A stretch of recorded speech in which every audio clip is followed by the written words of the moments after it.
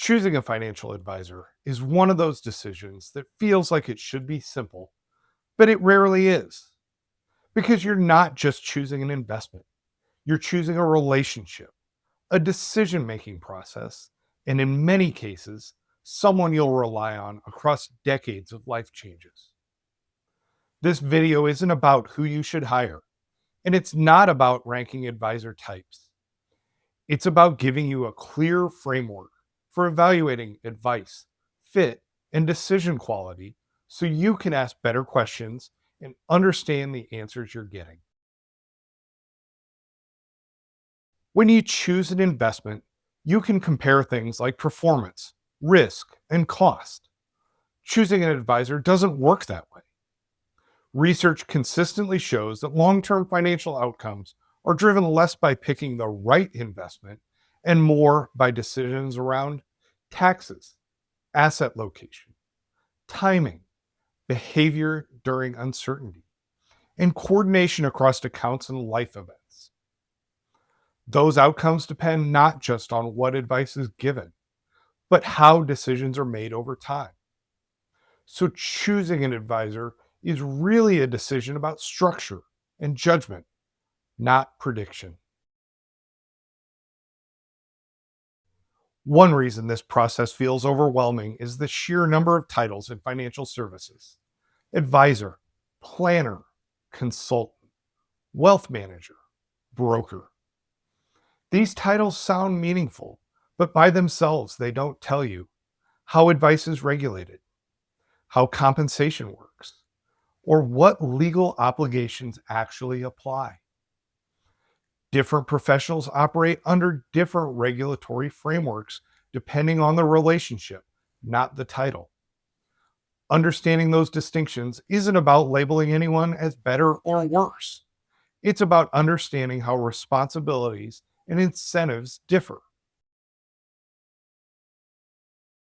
Advisor relationships can be governed by different legal standards. Some involve an ongoing fiduciary obligation. Others are governed by best interest or suitability standards that apply at the time a recommendation is made. These standards influence how recommendations are evaluated, how conflicts are disclosed, and how accountability works over time. Regulators are very clear on one point: you should understand which standard applies before engaging in a relationship, not after a decision has been made. How an advisor is paid can influence how advice is delivered, not because anyone is acting improperly, but because incentives shape behavior, often subtly. Most investors are paying for some combination of financial planning, ongoing advice, investment implementation. The difference is whether those costs are explicit, embedded, or transaction based. Common structures include commission based compensation, AUM fees, or flat retainer fees, and hybrid arrangements. Rather than focusing only on cost, it's often more useful to ask, does this structure align with the complexity and scope of the decision being supported? Two advisors can operate under similar standards and fee structures and still deliver very different experiences. One reason is decision context. Career factors like military service, aviation, business ownership, and executive compensation create planning challenges shaped by unique benefit systems, career timing risk, non standard compensation, and irreversible decisions. Advice can technically be correct and still miss the real world constraints of the decision being made. Evaluating whether an advisor understands the environment, not just the portfolio, matters. Advice quality isn't determined by account balance alone. Households in different life stages face very different trade offs, even at similar net worth levels. Accumulation, optimization, and distribution phases involve different priorities, risks, and timelines. Research suggests that coordinated planning across time often improves after tax and risk adjusted outcomes without increasing market risk.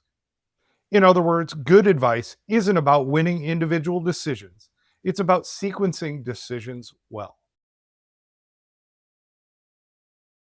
Behavioral finance shows that outcomes are influenced by how decisions are framed, how uncertainty is discussed, and how guidance is reinforced during stress.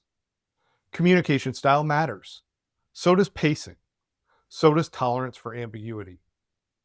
You're not just evaluating what's being recommended, you're evaluating whether you can understand it, live with it, and revisit it over time.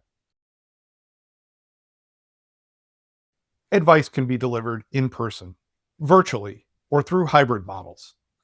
Virtual relationships may offer efficiency and flexibility. In person meetings may add nuance for complex and emotional decisions. Neither approach is inherently superior. What matters is whether the delivery structure supports clarity, confidence, and continuity as life evolves.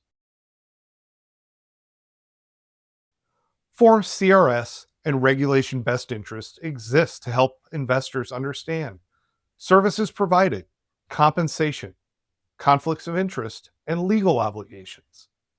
Not every professional is subject to the same rules, but the principles behind them, clarity, transparency, and defined responsibility, are useful benchmarks in any advisory relationship. When evaluating an advisor, clarity often comes from asking, do they understand the decision environment I'm in? How are incentives and conflicts disclosed? How are complex decisions approached and revisited?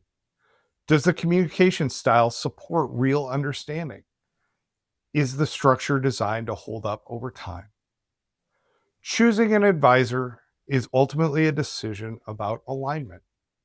When you understand how advice is structured and delivered, you're better positioned to choose a relationship that supports informed decision making, not just today, but over time.